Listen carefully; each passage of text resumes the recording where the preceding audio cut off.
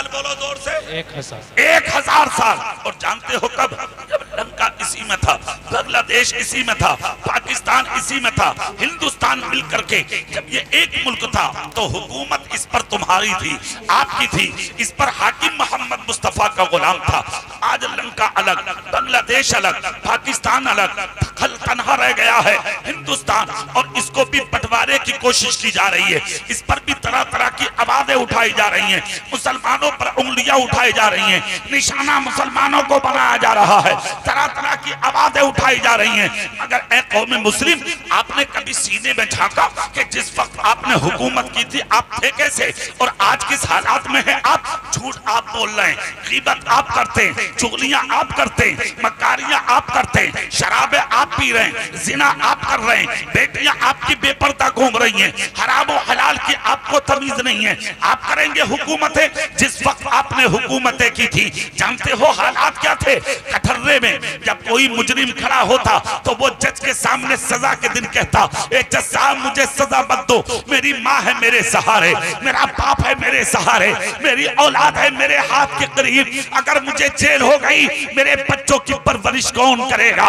उस वक्त जज कहता था कुर्सी पर खड़े होकर, अगर तू चाहता है कि सजा ना हो और तुझे अदालत से रिहा किया जाए तो निकल जा आबादी में, किसी दाढ़ी वाले मुसलमान को बुला ले, किसी नमाजी को बुला ले। अगर उस दाढ़ी वाले ने कह दिया कि तूने जुर्म नहीं किया तो ये अदालत तुझे बाइज्जत बरी कर देगी। 24 घंटे का टाइम दिया जाता था, उससे शहीद मिल्लत में बैठने वाले अपनी शान सुन ले। 24 घंटे में अपने बाप से कहता था गवाही दे दो, तो बाप कहता था तूने जुर्म किया, गवाही नहीं दूंगा। भाई से कहता था गवाही दे दो, वो भाई कहता था तूने जुर्म किया, गवाही नहीं दूंगा। पड़ोसियों, रिश्तेदारों, दोस्तों, अहबाबों, बस्ती वालों, इलाकों वालों में 24 घंटे तक दस्तक देता और कहता था कि मेरा साथ दो। कोई झूठी गवाही देने वाला इसे नसीब नहीं होता था। हाँ हाँ, अगर ये सच्चा होता और जुर्म नहीं किया होता तो एक नमाजी जाता, दाढ़ी वाला जाता, मोहम्मद मुस्तफा का गुलाम जाता, जज के सामने आंख में आंख डाल के कहता, जज साहब आप हमें अच्छे से जानते, नबी के गुलाम हैं हम, मुसलमान हैं हम, रसूल पाक की सीरत पर अमल करते हैं हम। ए जज साहब सुनो, कुछ भी सही, मेरे भाई ने कोई जुर्म नहीं किया। जज अदालत में खड़े होकर कलम हाथ में लेके सारे मुकद्दमात पे कलम फेरता और हाथ जोड़कर कहता, ए सामने खड़े हुए मुजरिम, आज तक तुझे हमने बिला वजह खतियानी के कैद में रखा, आज तक जितनी कैद हुई ये अदालत तुझे जुर्माना वापस देती है, और उसके बाद बाइज्जत तुझे आज की अदालत से रिहा किया जाता है, और वो सिर्फ इसलिए कि मुसलमान बिला वजह किसी की गवाही नहीं दे सकता। मुसलमान सब कुछ हो सकता है मगर अपनी जिंदगी में कभी झूठा नहीं हो सकता। अल्लाह अल्लाह, 1000 साल तक तुमने हुकूमत की, तुमने बादशाहत की इसी सरजमीन पर। जब लंका इसी में, बांग्लादेश इसी में, पाकिस्तान इसी में, हिंदुस्तान इसी में, आज तो इस हिंदुस्तान में भी तुम्हारी कोई इज्जत नहीं रह गई है, कोई मकाम नहीं है तुम्हारा। किस नजर से तुम्हें देखा जाता है तुम अच्छे से जानते हो, तुम अच्छे से पहचानते हो, अच्छे से तुम्हें जानकारी, मुझसे ज्यादा मामला और ज्ञान आप रखने वाले लोग हैं। एक बात मैं आपसे पूछना चाहता हूं, क्यों की थी हुकूमत? इसलिए कि आप अच्छे थे, आप सच्चे थे, आप वफादार थे, आप मोहम्मद मुस्तफा के गुलाम थे।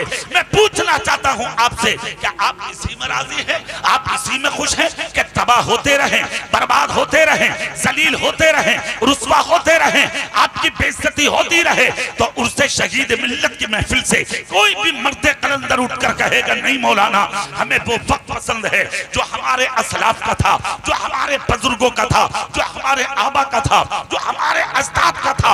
आज दिल्ली की सरजमीन पर जाओ, लाल किले को देखो, पुकार कर कहेगा तुम्हारा हूं। कुतुब मीनार को देखो, पुकार कर कहेगा तुम्हारा हूं। ताजमहल को देखो, पुकार कर कहेगा तुम्हारा हूं। कश्मीर की वादियों को देखो, पुकार कर कहेंगे तुम्हारा हूं। मगर आज तुम्हारे हाथ में कुछ भी नहीं है, खाली हो तुम, निहत्थे हो तुम। एक भी आदमी ऐसा नहीं होगा जिसके दिल से ये आवाज नहीं निकलेगी, हजरत हमें वो वक्त पसंद है जो असलाफ का है, जो बुजुर्गों का है, जो आबा का है, जो अजदाद का है। अगर आप चाहते हैं वही इज्जतें मिले तो एक तारीख सुनाता हूं, पूरा मजमा हाथ उठा के सुभान अल्लाह बोलो, मैं सुना देता हूं। तुम्हारे मेरे रसूल की उसकी बारगाह है दायरे सिदरा, बुलबुले सिदरा, सैयदुल मलाइका, रूहुल अमी, जिब्रील अमी बारगाह मुस्तफा में आए, सलाम किया मेरे रसूल को, जोर से सलाम किया मेरे नबी को, सलाम किया, नबी की निगाह नबुव्वत उठी, कहा जिब्रील बहुत उदास हो? अर्ज करते हैं आका ऐसा मंजर कभी नहीं देखा जैसा आज देख के आ रहा हूं। कहा जिब्रील क्या देखा? अर्ज करते हैं या रसूल अल्लाह मेरी परवाज़ आपके कदमों पे कुर्बान हो जाए। सरकार मैंने आज ये देखा कि जब मेरा गुजर कूहे काफ से हुआ, यानी काफ की पहाड़ी से हुआ, तो एक रोने की आवाज मेरे करीब आई। आका मैं उसके करीब चला गया, मैंने जाकर देखा तो रोने वाला कोई जानवर नहीं था, कोई इंसान नहीं था, कोई दरख्त नहीं था, कोई पत्थर नहीं था। नबी कहते हैं जिब्रील फिर क्या था? बोलो क्या था?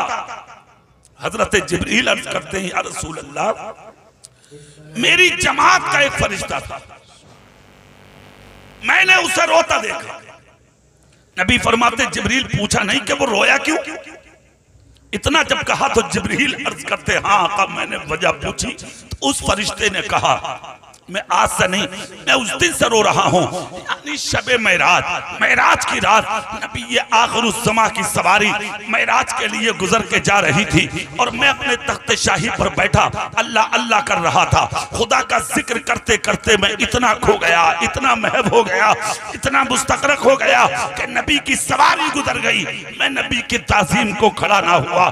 बस ये चीज अल्लाह को इतनी नापसंद हुई कि अल्लाह ने मेरा तख्त छीन लिया, हुकूमत छीन ली, सल्तनत छीन ली, इज्जत छीन ली, मेरा जो कुछ था मेरे हाथ में वो सब खुदा ने छीन लिया। और उसी दिन से मुझे रोने के लिए पहाड़ के गार में डाल दिया। आज तक कोई ना मिला था जिससे अपनी बात कह देता जिब्रील आज आपसे मुलाकात हुई है। अल्लाह के रसूल फरमाते जिब्रील क्या उसने तुमसे कुछ कहा? अर्ज करते हाँ आका उसने मुझे वसीला बनाया है। आका मैं उसका वसीला बनके आपकी बारगाह तक आया हूं।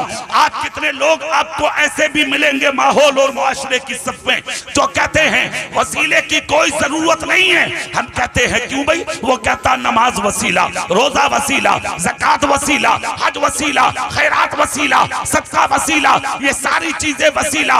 हम भी तो कहते हैं नमाज वसीला है, बेशक वसीला है, रोजा वसीला है, बेशक वसीला है, ज़कात वसीला है, बेशक वसीला है, खैरात वसीला है, बेशक वसीला है, मगर ये सारी चीजें वसीला बिल आमाल है। और शहीद मिल्लत के दामन को थामना ये वसीला बिल ज़ात है। और हम सुन्नियों के लिए वसीला बिल आमाल भी जरूरी है और दुनिया और आखिरत में कामयाब होने के लिए वसीला बिल ज़ात भी जरूरी है।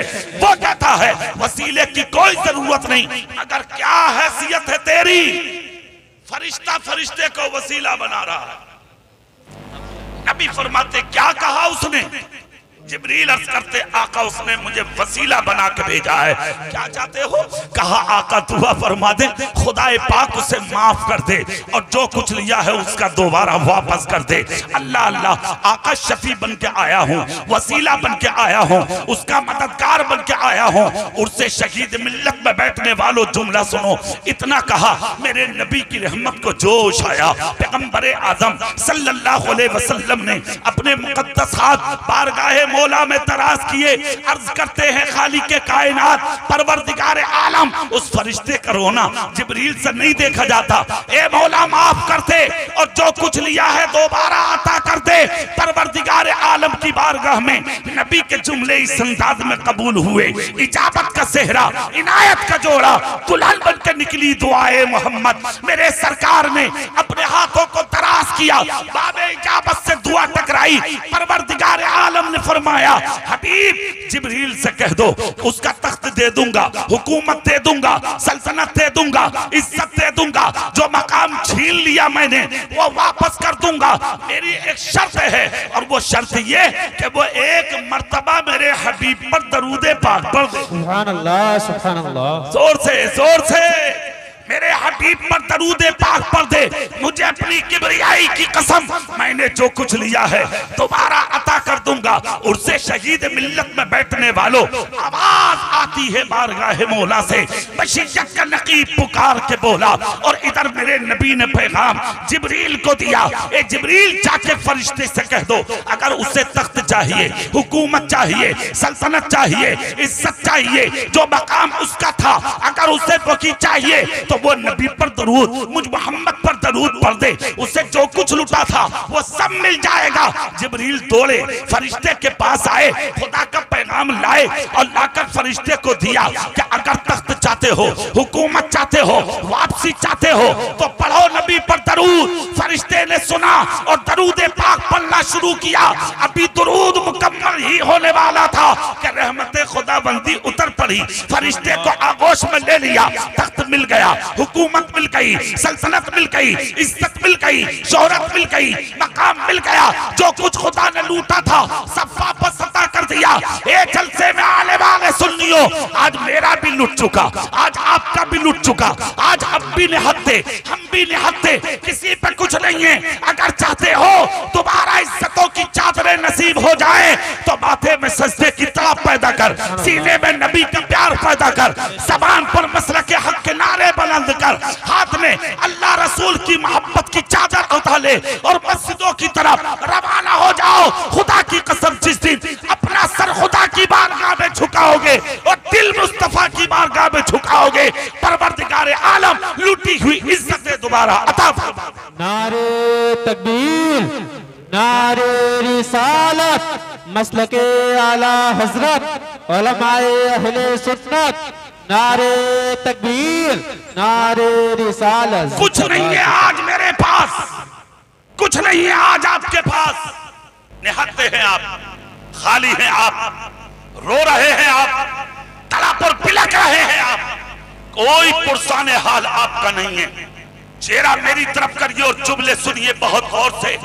मैं पूछना चाहता हूं आपसे, कैसी जिंदगी जीना चाहते हैं आप? कैसा रहना चाहते हैं आप? कैसी जिंदगी पसंद करते हैं आप? कैसा रोना जिंदगी में रो रहे हैं आप? कब तक जिएंगे इस दुनिया में? क्या आपको मरना नहीं है? क्या आपको दुनिया से जाना नहीं है? क्या इस दुनिया को खैराबाद कहना नहीं है? अपनी जिंदगी को सब कुछ समझ लिया तुमने, चंद सिक्के कमा लिए, अमीर बन गए, थोड़ी दौलत आ गई, अमीर बन गए, कार खरीद ली, ऊंचे बन गए, मकान बना लिया, ऊंचे बन गए, कुछ बाकी न रहेगा। नाम मिट जाएंगे, निशान मिट जाएंगे, मकान मिट जाएंगे, मकानात मिट जाएंगे, महिलात मिट जाएंगे, कुछ भी बाकी नहीं रहेगा। अपने आप को बड़ा कहने वाले, बड़ा वो नहीं होता जो दौलतदार होता है, बड़ा वो होता है जो मुस्तफा का वफादार होता है। सुभान अल्लाह, सुभान अल्लाह। आज आप नबी से प्यार करने का दावा करते हैं, मैं भी नबी का आशिक, मैं भी नबी का आशिक, मेरे हाथ में भी रसूल का दामन, मेरे हाथ में भी रसूल का दामन। कैसे माने हम? तेरे हाथ में रसूल का दामन है, तेरी माँ अकेली रो रही है, तुझे आज तक परवाह नहीं, तेरा बाप रास्तों में भटकता फिरता है, तुझे आज तक परवाह नहीं। तेरे हाथ में नबी का दामन है, 5-5 रुपए की दवाई के लिए तेरा बाप रास्तों में भीख मांगता है, एक एक दुपट्टा के लिए सर्दी के मौसम में तेरी माँ भीख मांगती फिरती है। आज तक तेरे बाप को कोई दवाई दिलाने वाला ना मिला, आज तक तेरी माँ को कोई दुपट्टा उड़ाने वाला ना मिला। शर्म नहीं आती तुझे? गैरत नहीं आती तुझे? हया नहीं आती तुझे? अपने आप को नबी का गुलाम कहने वाले, अपने आप को लाखों की कार में घूमता, हजारों का खाना खा के होटल से निकलता, बीवी का हाथ पकड़ के एयर कंडीशन होटल में खाना खिलाने वाले, कभी गर्दन झुका के देख, इसी माँ ने पैदा किया है तुझे, इसी बाप ने परवरिश किया है तुझे, इन्हीं माँ बाप ने मोहब्बत की चादर उड़ा के इस मंजिल तक पहुंचाया है तुझे। सारी जिंदगी इबादत कर, सारी जिंदगी रियादत कर, सारी जिंदगी बंदगी कर, सारी जिंदगी तकवा कर, सारी जिंदगी परहेजगारी कर। यहाँ की मस्जिदों में नहीं, चला जा खानाए काबा में, सर रगड़ रगड़ के मर जा, खुदा खुदा कह के जिंदगी खत्म कर ले। तेरा कोई सजदा उस वक्त तक कबूल ना होगा जब तक तेरी माँ तुझसे राजी ना हो जाए, जब तक तेरा बाप तुझसे राजी ना हो जाए। उर्से शहीद मिल्लत में आने वाले सुन्नी हाथ में प्याला लेके भीख मांगते हो तुम, हाफिज साहब दुआ करो, कारी साहब दुआ करो, मौलाना साहब दुआ करो, मुफ्ती साहब दुआ करो, पीर साहब दुआ करो। मैं दुआओं का मुखालिफ नहीं हूँ, मुझे जरूरत है तुम्हारी दुआओं की, मगर ए सुन्नियों सुनो, दुआ के लिए दिल चाहिए, दिल।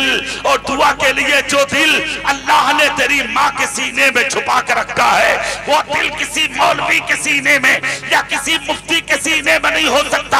अगर दुआ कराना है तो अपनी माँ बाप का कदम चूम ले। अगर तेरी माँ ने तेरे सर पे हाथ रख के तुझे जन्नती कह दिया, तुझे जन्नत में जाने से कोई रोक नहीं सकता। आज माँ रोती फिरती है, पुरसाने हाल कोई नहीं। आज बाप तड़पता फिरता है, पुरसाने हाल कोई नहीं। अरे यार और तो और आप कामयाबी की बातें करते हैं और एक आवाज उठती है, मौलाना समझ में नहीं आ रहा, ऐसा वक्त हमने कभी नहीं देखा। कभी कोविड आता है, कभी कोरोना आता है, कभी कुछ होता, कभी कुछ होता, कभी तुर्की में ज़लज़ला, कभी सीरिया में ज़लज़ला, कभी पाकिस्तान में ज़लज़ला, कभी नेपाल में ज़लज़ला, कभी बंगाल में ज़लज़ला। मैं एक बात पूछना चाहता हूँ, आपने कभी सोचा ये ज़लज़ले आते क्यों हैं, ये भूकंप आते क्यों हैं, ये परेशानियां आती क्यों हैं, क्यों आ रहा है भूकंप, क्यों आ रहा है ज़लज़ले, क्यों आ रहा है मुसीबतें? कभी सीने में झांका, अब कुरान उठा तो कुरान कहेगा मा असाबकुम मिन मुसीबतिन फबिमा कसबत अयदीकुम व याफू अन कसीर। तुम पर जो ये मुसीबतें और मुश्किलों के पहाड़ टूटते हैं, ये सब तुम्हारे हाथों के करतूत होते हैं। ना तुम गलत होते ना मुश्किलें आती, ना तुम बुरे होते ना मुश्किलें आती, ना तुम शरीयत मुस्तफा से हटते ना मुश्किलें आती। आप कहोगे कैसे? तो एक बार सुभान अल्लाह बोलो तो मैं एक बात सुनाता हूँ। पूरी ताकत से हाथ उठा के बोलो या रसूल अल्लाह। मुजद्दिद अल्फसानी सरहिंदी फारूकी, जिनका मजार पंजाब में है, उनकी बारगाह में शख्स ने पूछा था, हुजूर ये बताओ ज़लज़ले क्यों आते हैं? आपके भी दिमाग में होगी बात, आप भी सुने और माँ और बहने भी सुने, जहां तक आवाज आ रही है सब सुने। कितनी वजह से आते हैं और क्यों आते हैं ज़लज़ले? मुजद्दिद अल्फसानी बोले 3 वजहों के तहत जमीन पर भूकंप आता। कितनी वजहों के बोलो जोर से, जोर से पूरी ताकत से बोलो ना भाई। 3 पूछा गया, हुजूर वो क्या? कहा नंबर 1, जब जमीन पर कुरान की बेहुरमती होती है तो ज़लज़ले आते हैं।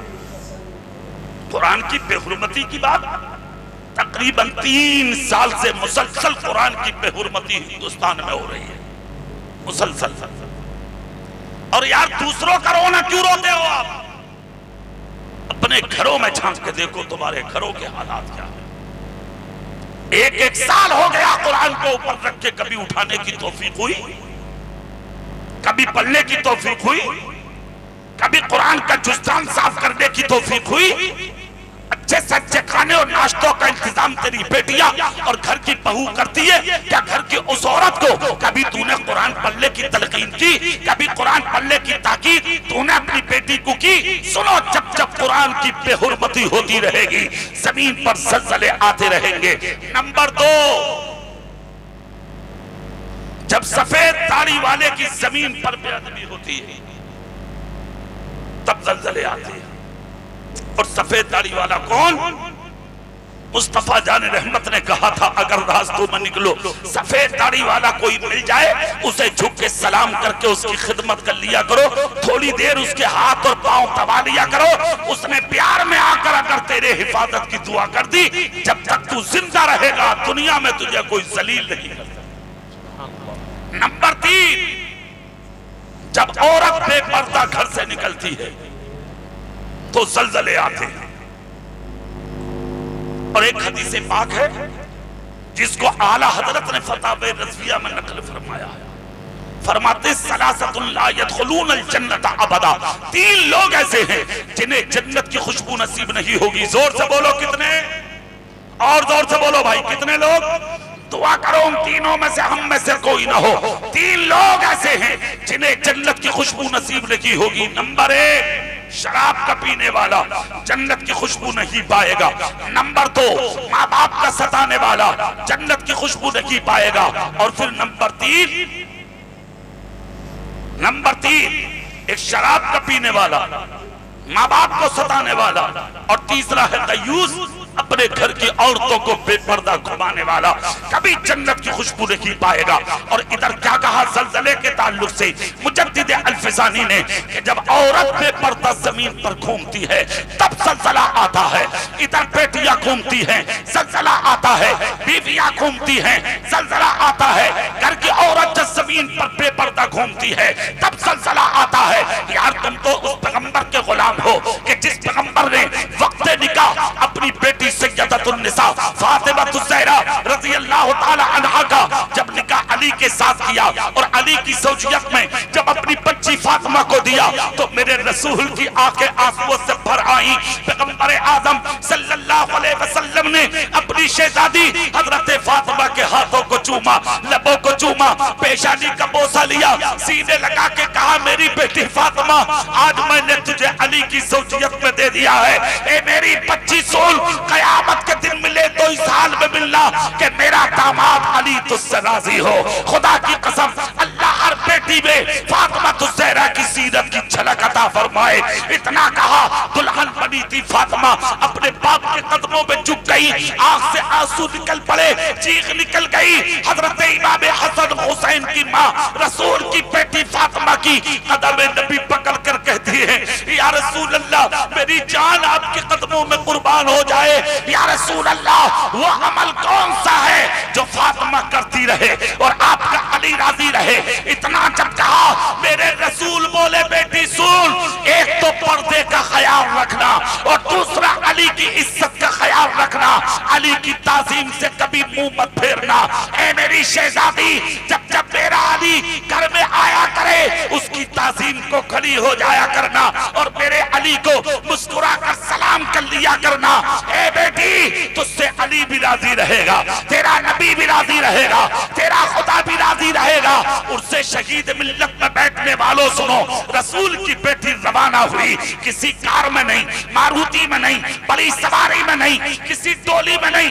इधर नबी का हुजरा, सामने अली का हुजरा, अली आगे हैं, फातिमा पीछे हैं, दुल्हन बन के जा रही है रसूल की बेटी।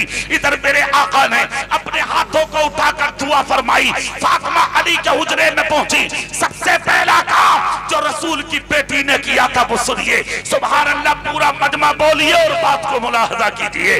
रसूल की बेटी अली के घर में गई तो पहला काम जो किया सुने, कहा बेटा मेरा ए अली मेरा मुसल्ला लाओ, जो चमड़े का मेरे बाप ने अता किया वो मुसल्ला उठाया, फातिमा ने बिछाया, 2 रकत नमाज अदा की। उसके बाद दुपट्टे में हाथ छुपाए, अर्ज करती है मौला मेरी जिंदगी से अली को खुश कर दे, मेरी आदत से अली को खुश कर दे, मेरे अमल से अली को खुश कर दे, मेरी सीरत से अली को खुश कर दे, मेरी जिंदगी के कदम से अली को खुश कर दे।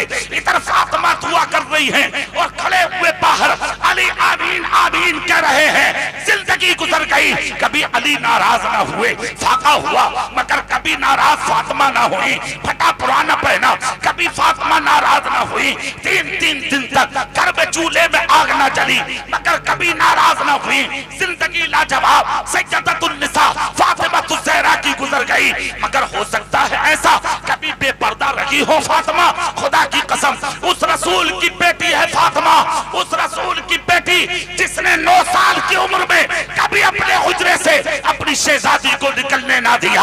यहाँ तक कि फातिमा ज़हरा की चौखट पर बेइजाजत कभी कोई फरिश्ता भी नहीं आया, इसलिए कि बेटी किसी के बाप की नहीं, फातिमा बेटी रसूल पाक की है। जिंदगी का हालात ये गुजर गए, सारी जिंदगी अली के घर में लाजवाब गुजरी, मगर बेपर्दगी का सवाल नहीं।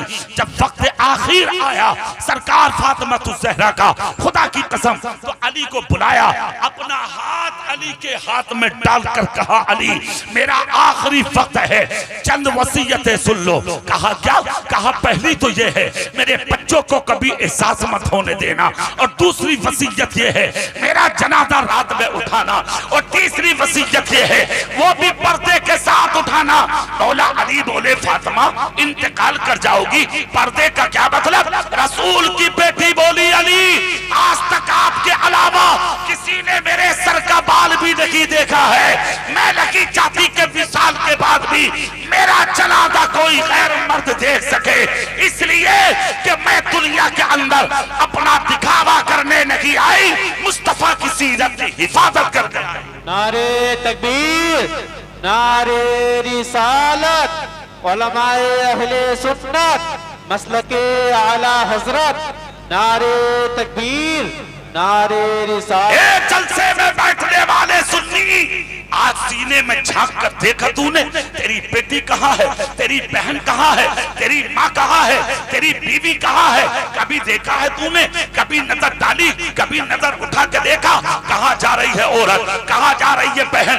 आज तक तो सिर्फ एक खबर मिलती थी, एक, कि तुम्हारी औरतों से बाजार भरे हुए। मगर अफसोस है उर्से शहीद मिल्लत में आने वालों, सिर्फ बाजार नहीं, तुम्हारी औरतों से आज मजार भी भरे हुए। दुनिया में किसी मजार पर औरत को जाने की इजाजत नहीं, सिवाय एक मजार के, और वो मजार किसी के बाप का नहीं, वो मजार मदीने में सिर्फ रसूल पाक का है।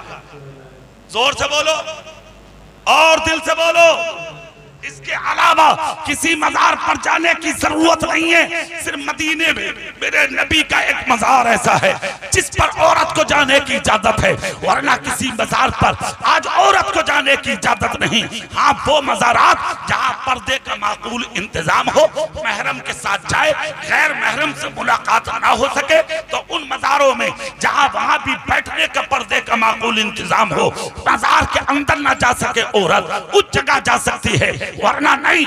आज स्कूल में अकेली है तेरी बेटी, कॉलेज में अकेली है तेरी बेटी, उलूम फनून की ब्रांचों में अकेली है तेरी बेटी, आज कोचिंग सेंटर में अकेली है तेरी बेटी। ए अमीर, 2.5 लाख की स्कूटी अपनी बेटी को देने वाले, 25,000 का मोबाइल अपनी बेटी के हाथ में देने वाले, माहौल का जायजा ले, मुआशरे का जायजा ले, वक्त का जायजा ले, हालात का जायजा ले। अखबारात के जरिए, सोशल मीडिया के जरिए और सोशल मीडिया पर वायरल होने वाले इस SMS के जरिए सारी कहानी और बातें आज तुम्हारे गोशे समाज से टकराती हैं। तकरीबन 1000 लड़कियां गैरों के हवाले हो चुकी।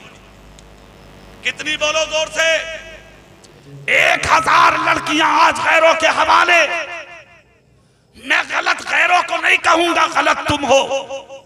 आप कहोगे मौलाना कैसे? तो 2.5 लाख की स्कूटी किसने दिया? तूने। 25,000 का मोबाइल बेटी को किसने दिया? तूने। क्या करेगी मोबाइल का वो? किससे बात करेगी वो? किससे चैटिंग करेगी वो? क्या मोबाइल में देखेगी वो? कभी ख्याल किया तूने? कभी तसव्वुर किया तूने? कभी बेटी की तरफ नजर उठा के देखा तूने?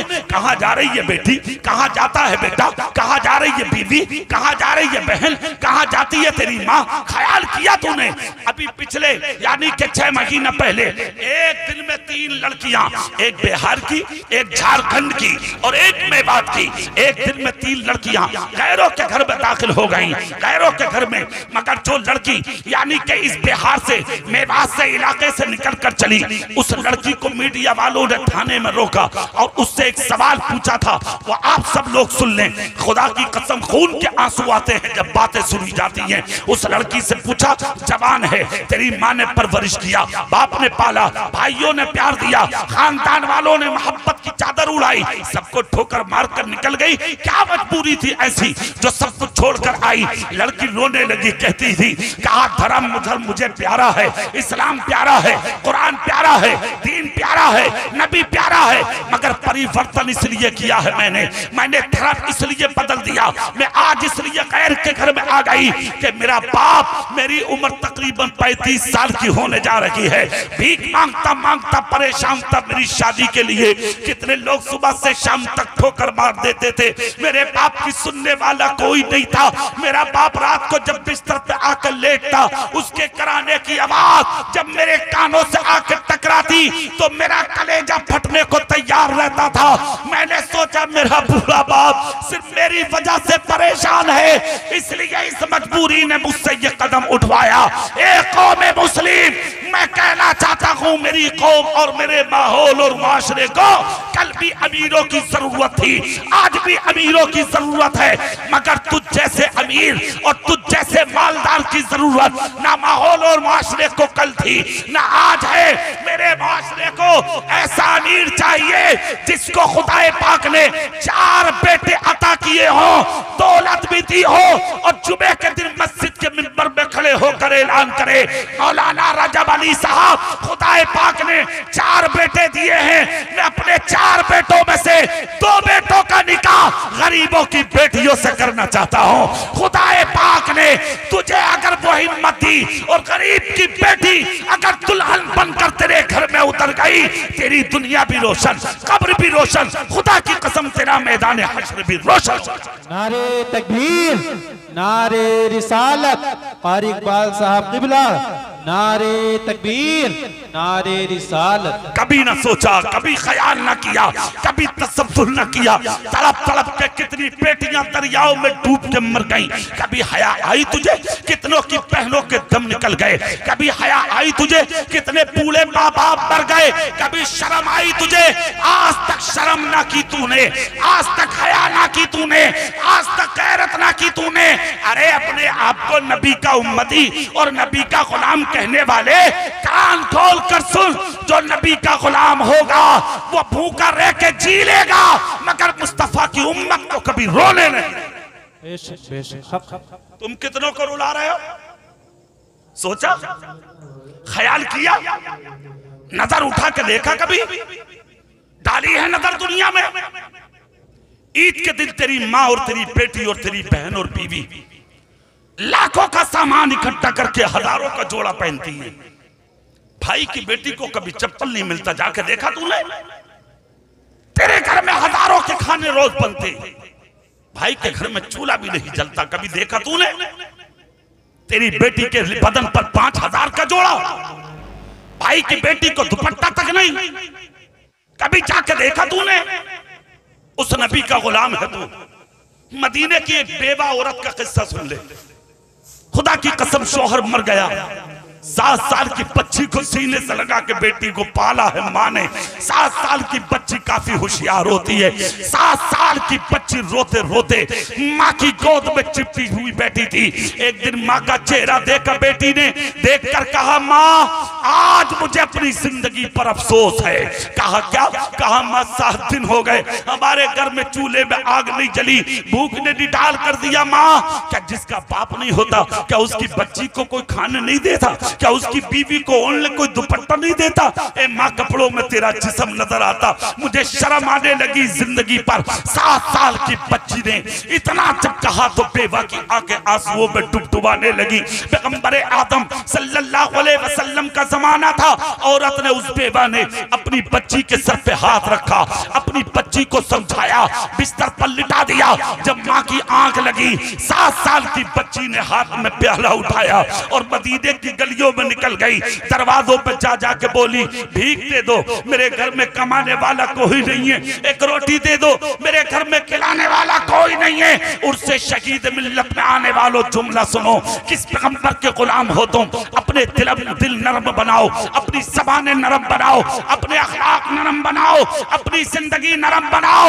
चेहरा मेरी तरफ करके जरा बात सुनो। खुदा की कसम, एक सुबह से शाम तक लड़की घूमती रही, अपनी भूख का वास्ता और अपनी यतीमी का वास्ता दुनिया वालों को दिया, मगर किसी ने बच्ची को एक रोटी न दी, किसी ने एक लुकमा ना दिया। शाम के वक्त बच्ची रोती हुई घर में आ गई। सुबह सुबह माँ को सोता छोड़कर फिर निकल गई।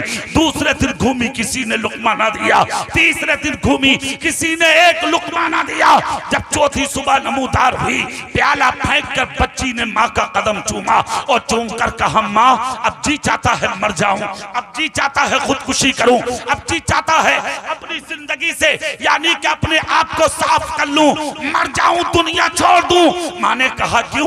कहा माँ 3 दिन हो गए मेरी यतीमी पर किसी को अफसोस नहीं आया, किसी ने एक वक्त का खाना मुझे ना दिया, अब इस जिंदगी में जी के क्या करेंगे?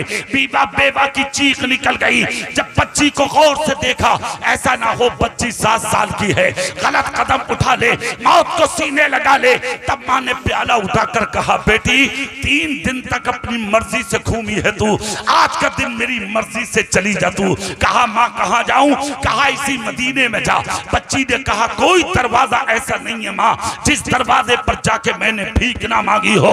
माँ बोली बेटी अभी एक दरवाजा बाकी है, अगर तू चली जाती तो मेरा दिल कहता है वहां से खाली नहीं लौटती। बच्ची बोली माँ वो दरवाजा किसका है? बेबा बोली वो दरवाजा मुसलमानों के पैगंबर का है। सुभान अल्लाह, जोर से सुभान अल्लाह। वो दरवाजा मुसलमानों के पैगंबर का है, चली जाओ उनकी चौखट पर, वहां जो जाता है खाली नहीं आता। 7 साल की बच्ची ने कहा मैं गैर हूं, क्या वो मुझे देंगे?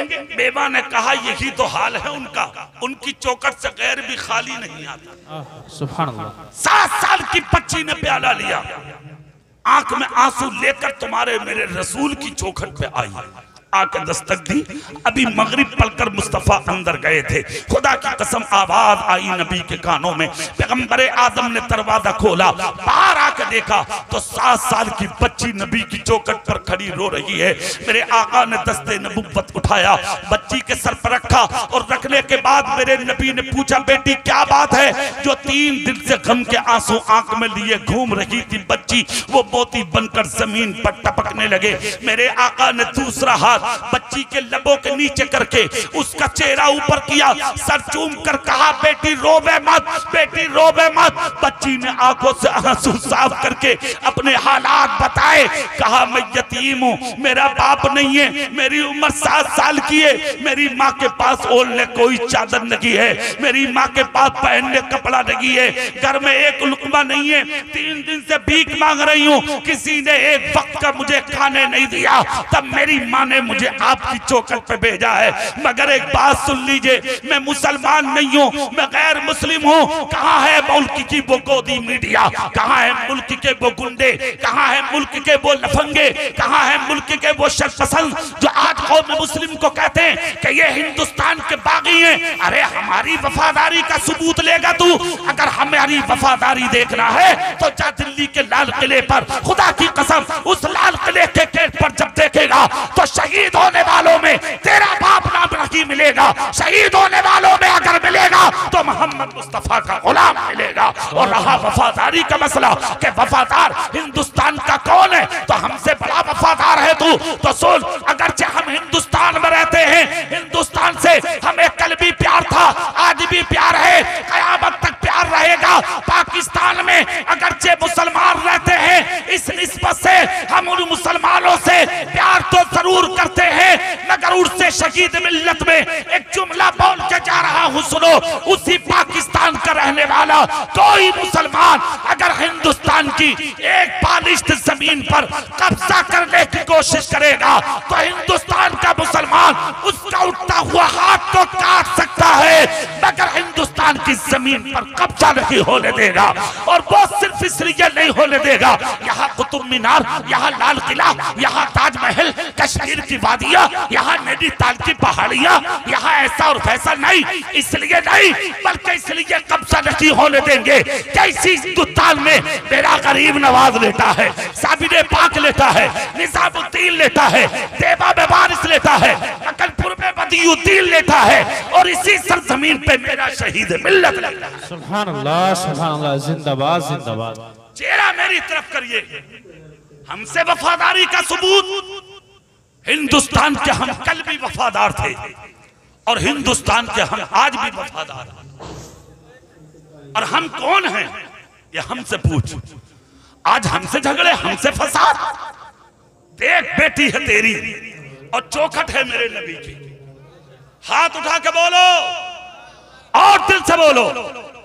दरवाजे पर दस्तक दी, मेरे रसूल ने चेहरा देखा, सर पे हाथ रखा तो गम के आंसू बच्ची के टपक गए।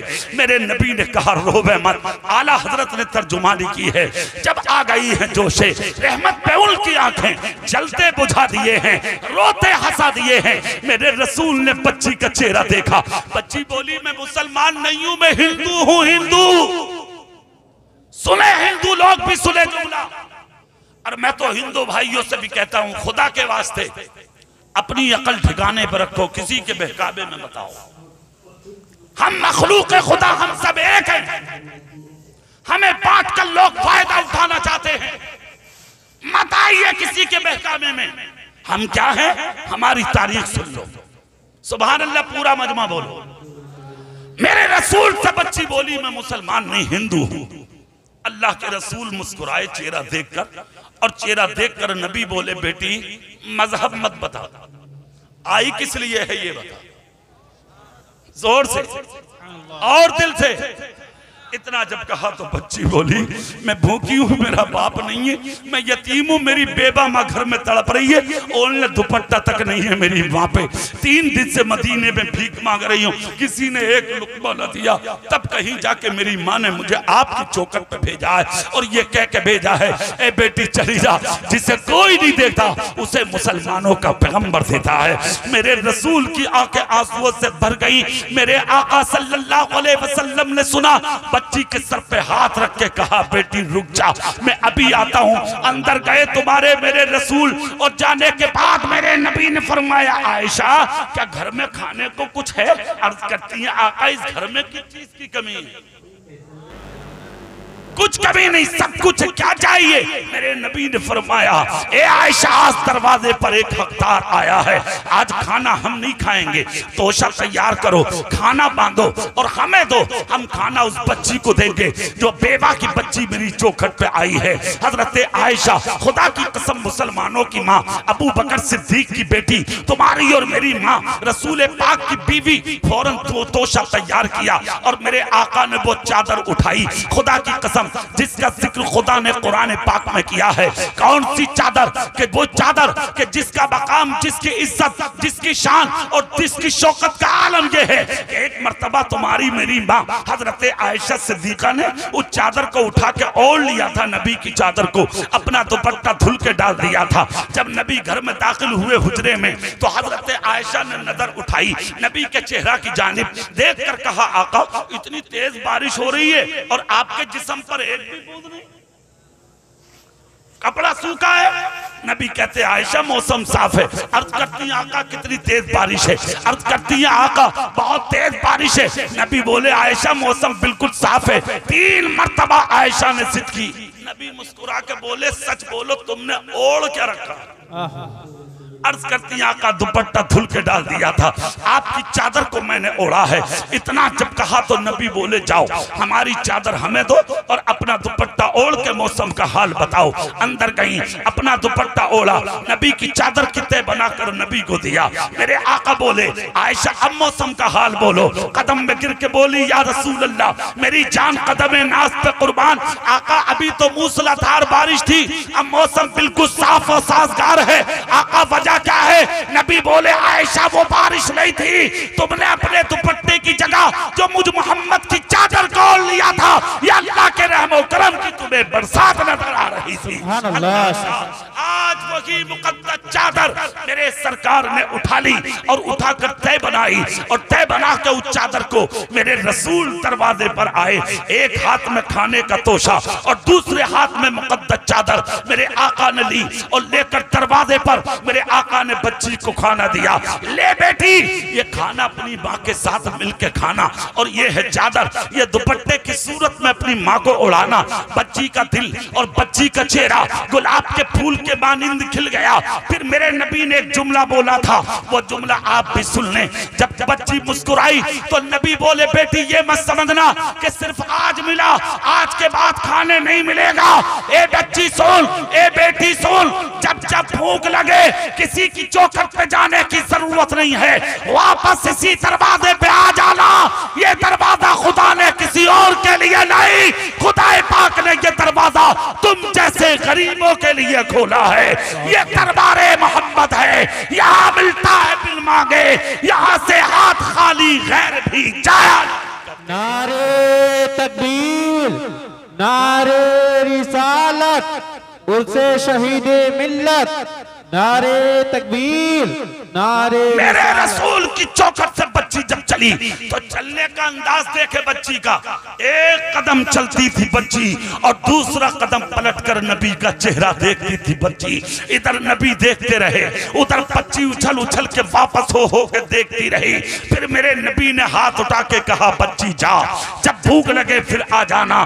बच्ची चली गई, अपने घर में कदम रखा, अपनी माँ से बोली, माँ बहुत अच्छी जगह भेजा है तूने। सुभान अल्लाह। कहाँ है दुनिया वालों, कहाँ है मीडिया, कहाँ है गोदी मीडिया, कहाँ है मुल्क के बकुंडे और शरपसंद आज जो मज़हब इस्लाम को टारगेट करते। हमारी हकीकत ये है, सुन, हमारी हकीकत अखबारों में मत पढ़, हमारी हकीकत मैसेजों में मत पढ़, हमारी हकीकत सोशल मीडिया पे मत पढ़। अगर हमारी हकीकत पढ़ना और पूछना और देखना है तो मेरे दीन के आलिमों से पूछ, इस्लाम क्या है, मजहब क्या है, नबी क्या है, कुरान क्या है, शरीयत क्या है, उर्स किसे कहते हैं, महफिले दीन किसे कहते हैं। मेरी हकीकत तुझे अखबारों में नहीं मिलेगी, मेरी हकीकत मिलेगी तो मुस्तफा की सीरत की किताबों में। देखो इधर चेहरा करके बच्ची घर चली, खाना माँ के सामने रखा और खाना माँ के सामने रख के बोली, माँ उस नबी ने खाना दिया है कि अपनी बच्ची, ए बच्ची माँ के साथ रहना। और उसके बाद चादर की तह खोली और तह खोलकर माँ के सर पे डालना चाहती थी। माँ खुश हो जा, खाना भी दिया और तुझे ओढ़ने उस पैगंबर ने चादर भी दी है। खुदा की कसम इतना जब कहा, सुभान अल्लाह बोलो, माशाअल्लाह। बहुत देर के बाद आए आप, नींद निकाल कर। खैर चलिए, देर आए आप, दुरुस्त आए। अल्लाह ताला खुश रखे आपको, आमीन। जोर से बोलो ना भाई, आमीन। दिल लगा के या रसूलल्लाह कह सकते हैं, हाथ उठा के जोर से पूरी ताकत से कह सकते हैं आप। बच्ची ने चादर की तह खोली, माँ के सर पे चादर डाल दी और चादर डाल के जो बच्ची ने जुमले बोले थे, उससे शहीद मिल्लत में आने वालों को सुन लो। रोकर कहा, माँ इंसान हो तो ऐसा, सुभान अल्लाह, जोर से, पैगंबर हो तो ऐसा, रिफार्मर हो तो ऐसा, अवतार हो तो ऐसा, इंसान हो तो ऐसा। कहा मतलब, कहा माँ बिरादरी नहीं पूछी, मजहब नहीं पूछा, मेरे बाप का नाम नहीं पूछा, माँ का नाम नहीं पूछा, सिर्फ मेरी भूख और कुर्बत की बात सुनकर वो पैगंबर तड़प गया। ए माँ, इंसान बहुत देखे मगर उस नबी जैसा दुनिया में कोई नहीं देखा है। अल्लाह अल्लाह, इतना सुनना था।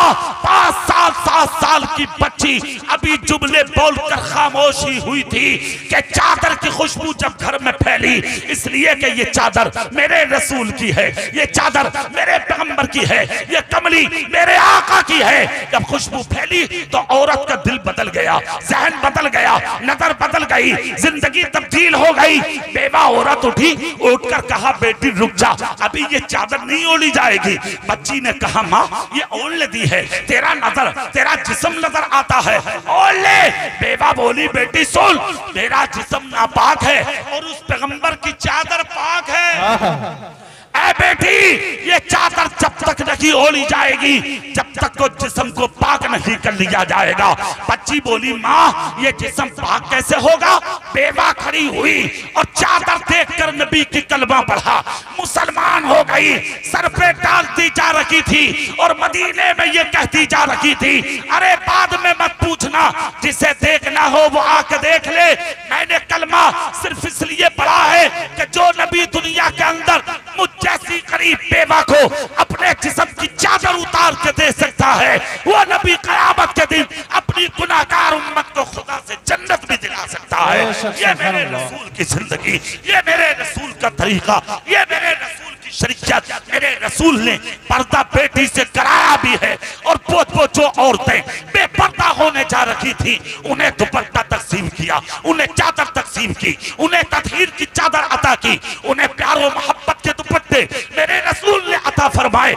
मगर पूरी दुनिया को यह पैगाम दिया, एक रोटी की जगह आधी खाइए, अपनी बेटियों को बेपर्दा नहीं दुपट्टा उड़ाइए।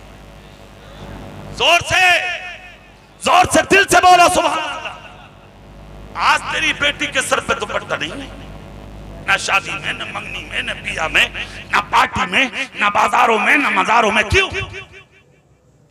1000 तुम्हारी बेटियां आज गैरों के घरों में।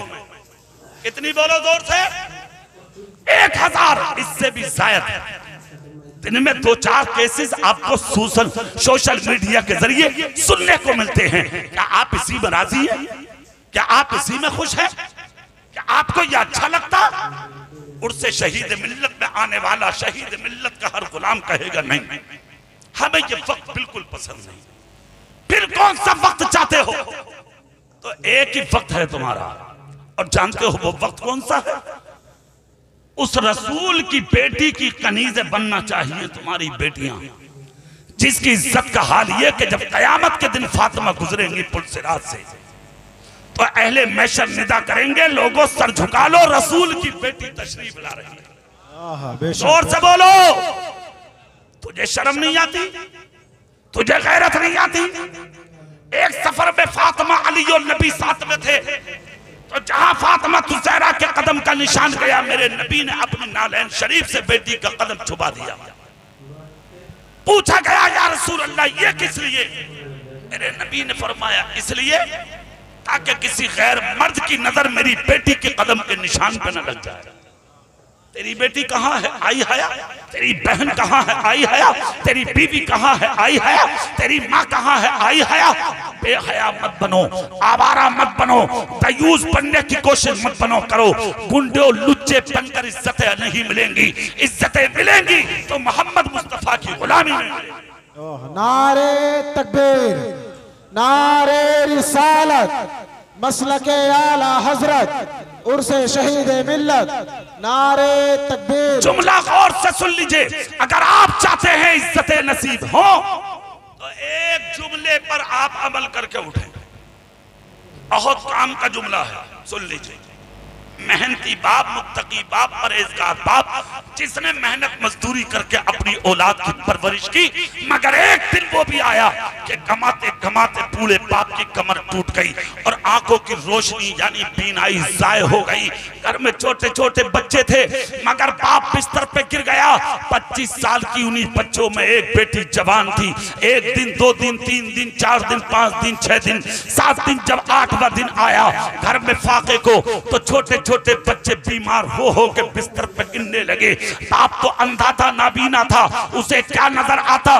25 साल की जवान बेटी ने अपने बहन भाइयों को जब बिस्तर पर बीमार देखा, खुदा की कसम दिल तड़प गया।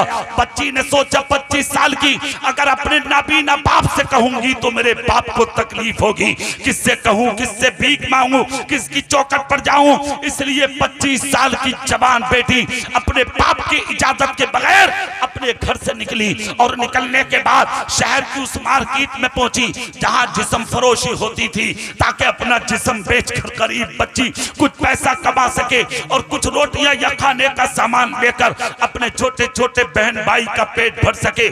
सुबह से दोपहर हो गई, मार्केट में किसी ने खैरियत नहीं पूछी। शाम ढलने लगी, किसी ने खैरियत नहीं पूछी, यहाँ तक कि अंधेरा छाने लगा। बाजार मार्केट मुकम्मल हो गई, मगर किसी ने खैरियत नहीं पूछी। अनाउंसर ने ऐलान किया, आज का बाजार मुकम्मल, अब जिसे आना है वो कल आए। बच्ची भी रोती हुई घर चली गई। जिसे जो खरीदना था उन औरतों लड़कियों के हाथ पकड़कर लोग अपने घर चल दिए। ये बच्ची खून के आंसू रोती हुई 25 साल की हसीना जमीला मुत्तकी परहेजगार की बीबी बेटी अपने घर की तरफ आई।